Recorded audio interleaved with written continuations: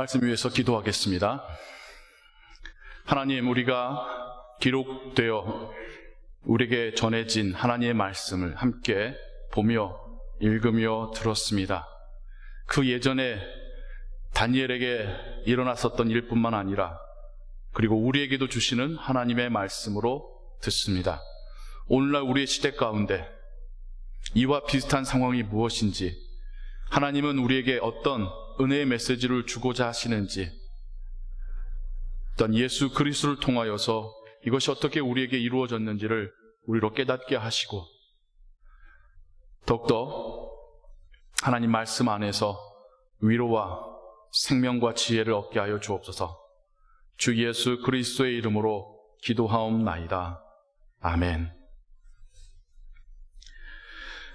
다니엘서를 여러분들과 함께 읽어가고 있습니다. 다니엘서의 전반부는 오늘 우리가 듣는 이 네 번째 이야기까지 또 이야기 중심으로 기록이 되어져 있고요. 이제 후반부는 다니엘이 하나님께서 보내신 천사를 통하여서 보았었던 그 환상과 이상에 대한 기록, 앞날에 대한 어떤 하나님께서 주시는 계시의 기록이 되어져 있습니다. 그래서 다니엘서를 구약의 묵시록이라고까지도 부릅니다. 다니엘서 두 편을 보면 마치 요한계시록을 읽을 때처럼 이게 도대체 무슨 말인지 어려울 정도로 상징과 이미지가 아주 가득해 있습니다. 그리고 다니엘서와 요한계시록을 같이 놓고 보면 굉장한 유사점을 발견하게 됩니다. 그래서 다니엘서가 구약의 묵시록이고 요한계시록이 신약의 묵시록 혹은 계시록이다라고 불려지고, 이 다니엘서에서 하나님께서 다니엘에게 보여주셨던 그 이상이 이스라엘 민족에게 하나님께서 앞으로 행하실 일에 대한 계시로서 받아들여졌고, 그리고 예수님이 오기 전까지 하나님의 계시가 없었던 한 300에서 400년의 기간 동안에 이스라엘 민족에게 묵시 문학이 발달하게 됩니다. 하나님의 나라가 이 땅 가운데 임할 때에 어떠하겠는지에 대한 그 많은 어떤 생각과 상상과 어떤 토론의 기초가 이 다니엘서이기도 합니다. 그렇게 해서 생겨난 하나님 나라에 대한 그 개념이 있었는데, 예수님이 오셔서 하나님의 나라가 어떤 나라인지를 가르치셨던 것이 3년의 사역이었던 것이죠.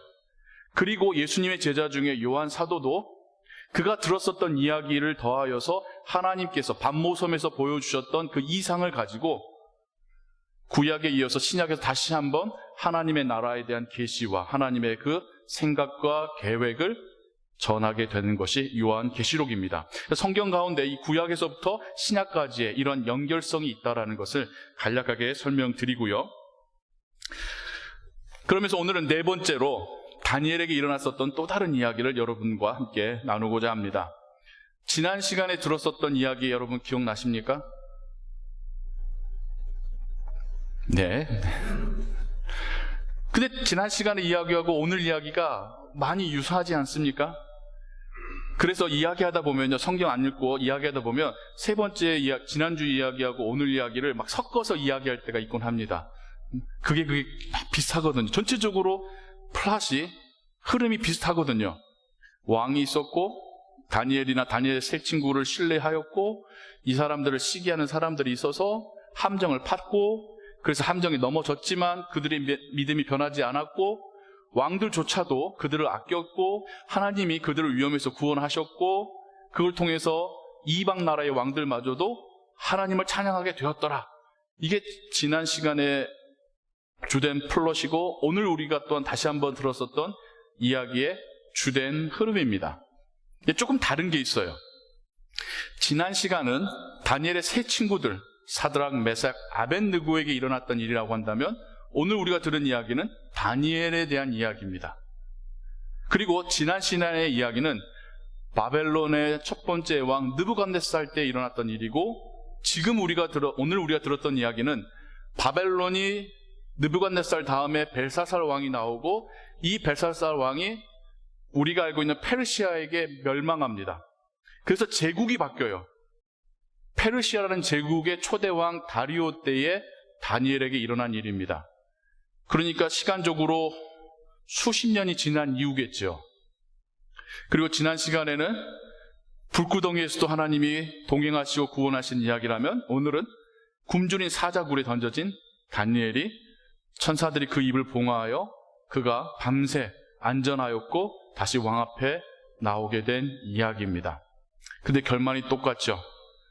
바벨론의 왕이든 페르시아의 왕이든 하나님께 영광을 돌리고 하나님을 믿고 섬기는 그 백성들에 대해서 호의적이 됩니다. 그리고 우리가 오늘 읽진 않았습니다만 우리가 예배를 시작하며 들었었던 공동체 성경 듣기에 그 마지막 구절에 보면 이 다니엘이 바사의 고레스 왕 때까지 왕들에게 어떤 호의를 받고 그들의 어떤 후원을 받았다, 그들과 좋은 관계였다라고 하는 말씀이 나옵니다. 그 고레스가 누군지 아십니까? 그가 이 세상에 태어나기도 한 200년 전에 하나님이 이사야 선지자를 통하여서 예언하셨던 사람입니다. 이스라엘 나라가 멸망하기도 전 200년 전에 하나님이 이사야를 통하여서 내가 너희들 보니 너희들을 흩어야겠다, 하지만 내가 고레스라는 사람을 들어서 너희들을 집으로 돌아오게 할 거야 라고 이사야를 통하여서 약 200년 전에 예언하게 하십니다. 그 사람이 바로 이 고레스입니다.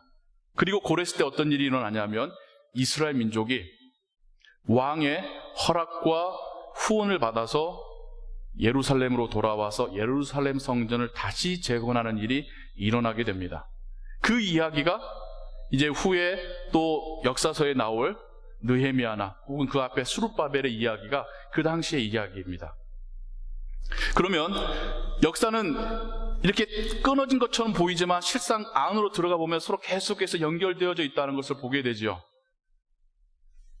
남유다에서 포로로 끌려왔었던 다니엘이 바벨론 시기를 버텨내고 그 다음 페르시아 시기 때도 버텨내다가 그가 신실한 마음으로 하나님을 섬기고 왕을 섬겼을 때에 결국에는 그것이 고레스 왕 때에서는 이스라엘 민족으로 하여금 귀환할 수 있도록, 고향으로 돌아갈 수 있도록, 그들만의 신전을 회복할 수 있도록 허락하는 일까지도 연결되어져 가고 있다라는 것입니다.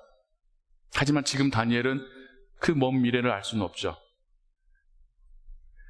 우리가 다니엘과 다니엘의 세 친구들에 대한 이야기를 쭉 들어볼 때에 첫 번째 이야기부터 두 번째, 세 번째, 네 번째, 오늘 우리가 들었었던 이야기까지 공통적으로 또한 발견되는 게 있어요. 다니엘과 다니엘의 세 친구들이 잘 됐다라는 이야기들이 공통적으로 나옵니다. 처음 우상과 왕에게 바쳐졌던 음식, 고기와 술을 거부했을 때에도 하나님이 그들을 더 건강하고 지혜롭게 할 뿐만 아니라 왕의 총애를 받게 했고요.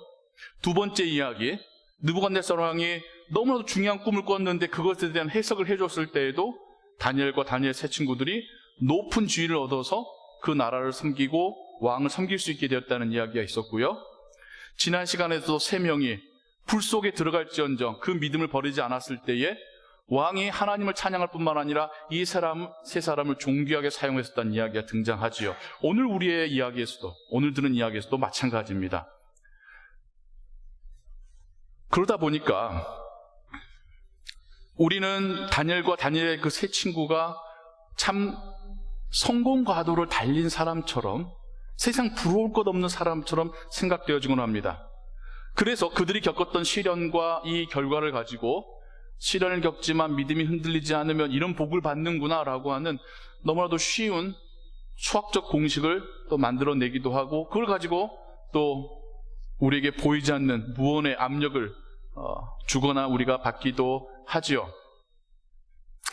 하지만 정말 그들의 상황을 우리가 곰곰이 면밀히 생각해 본다면 좋았을까라는 생각이 듭니다.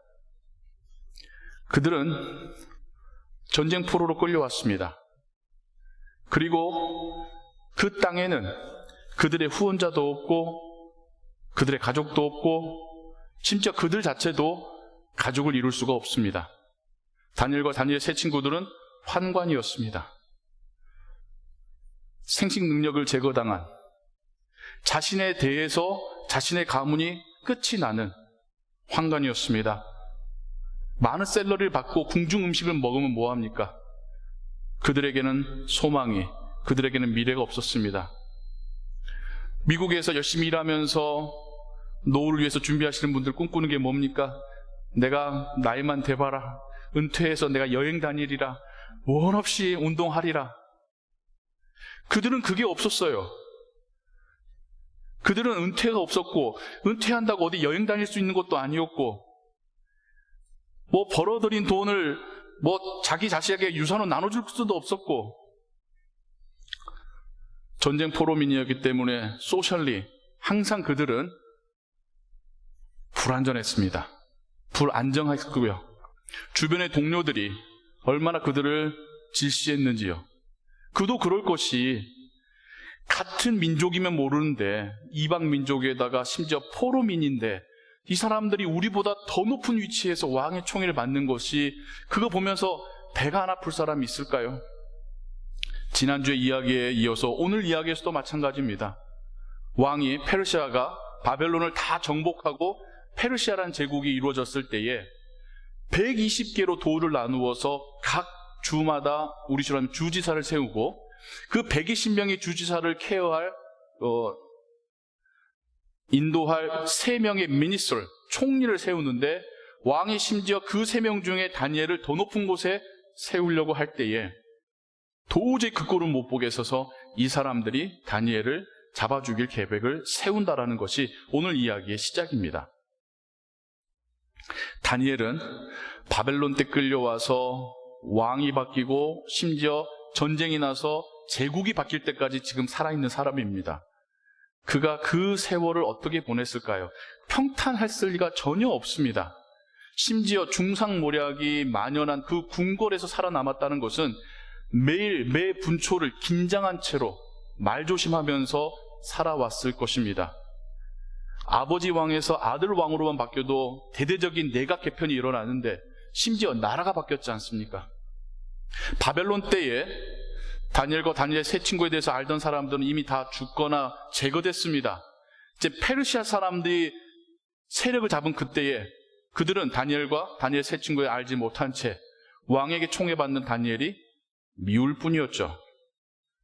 다니엘과 다니엘 세 친구의 상황이 어찌 보면 미국으로 이민 와서 사회적으로 할 수 있는 많은 것들이 제한되어 있는 우리들의 모습과 유사합니다.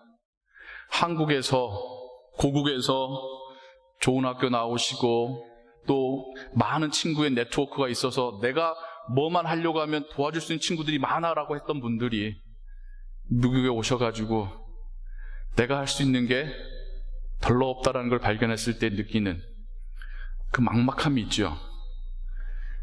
그냥 저 개인적으로 제가 관찰하건대 그러다 보니까 남성분들보다 여성분들이 미국 사회에 더 적응을 잘 하시더라고요. 여성분들은 한국에서보다 미국에 오니까 할 수 있는 게 더 많아졌거든요. 근데 남성분들은 한국에 있을 때에 비하는 것보다 미국에서 내가 할 수 있는 게 매우 제한됐다는 걸 느끼게 됩니다. 언어도 서툴지만 더 중요한 게 이 사회 속에서 나는 알지 못하지만 저 사람들은 당연하게 알고 있는 약속들이 있어요. 규칙들이 있습니다. 그게 문화이기도 하고 사회 안에서의 관습이기도 하고, 근데 우리 아무것도 모르잖아요. 우리한테는 아무것도 전혀 모르는 것들을 그 사람들은 당연한다시 하면서 우리는 그 속에서 바보 취급당할 때도 있고, 우리가 몰라서 하는 것에 대해서 웃기도 하고, 뿐만이 아니죠.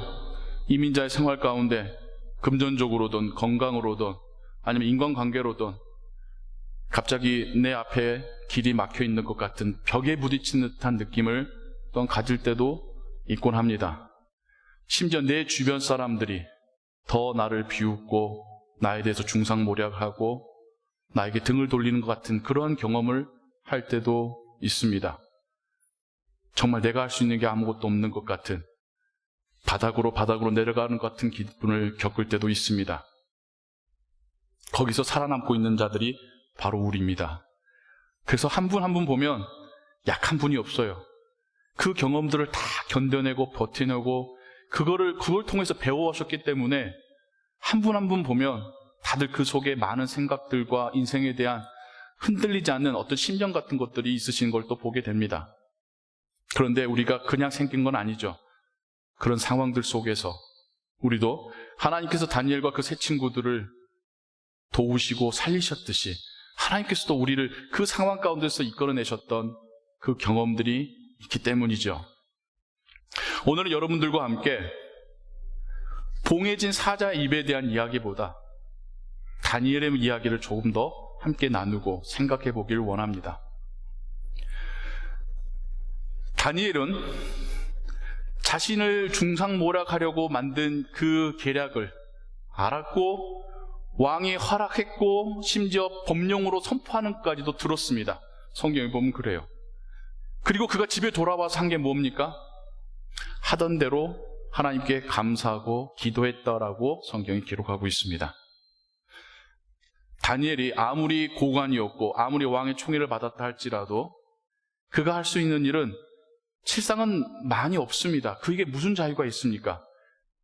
철장 안에 갇혀져 있는 짐승처럼, 동물처럼 그냥 나라를 위해서, 왕을 위해서 죽을 때까지 일하는 게 그의 운명이고 상황이었습니다. 근데 거기에 더하여서 주변의 동료들까지 자기를 죽이려 하고 있는 그 상황 가운데 그가 할 수 있는 것은 뭐 없었습니다. 군사를 일으켜서 반역을 꾀하겠습니까? 아니면 자기를 모함하는 그 수백 명의 사람들을 다 어떻게 처단하겠습니까? 그가 할 수 있는 일은 없었습니다. 그렇다고 해서 그가 할 수 있는 일이 아무것도 없었던 건 아닙니다. 여전히 그가 할 수 있었던 것은 하나님께 기도하고 하나님을 의지하는 것이었습니다.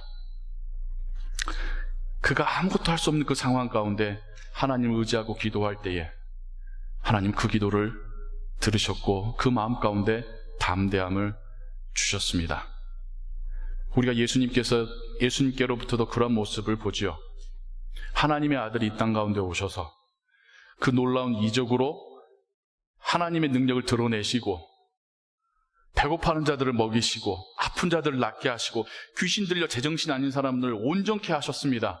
하나님의 나라를 선포하시며 그들에게 소망을 주시고 구원과 복음을 선포하셨습니다. 하지만 예수님에게 찾아온 것은 무엇입니까? 종교 지도자들이 예수님을 잡아 죽이려고 로마 병사들에게, 로마 총독에게 예수님을 고발하고 그러한 십자가형을 당하지 않을 죄목임에도 불구하고 십자가에 죽이라고 고래고래 소리 질러서 예수님을 죽이는 그 상황 가운데 예수님은 하나님께 기도하는 걸 택하셨습니다. 겟세마네 동산으로 올라가셔서 제자들에게 나를 위해 기도해다고 부탁하시며 예수님은 땀이 핏방울이 되는 것처럼 흘리시며 하나님께 간절히 기도하셨습니다. 그리고 하나님 그 기도에 응답하셨습니다. 예수님이 그 십자가의 길을 당당히 마주하고 그 십자가를 지고 골고다 언덕까지 올라가도록 그 십자가에 달려서 그 고통을 받으면서도 하나님 아버지를 부르짖으면서까지도 견디고 인내하여 하늘의 천사를 내려서 땅을 벌하지 않으시도록 하나님이 예수님에게 그러한 담대함과 지혜와 용기를 주셨습니다. 그 인내심을 주셨기 때문에 예수님 그 십자가를, 그 길을 완성하실 수 있으셨습니다.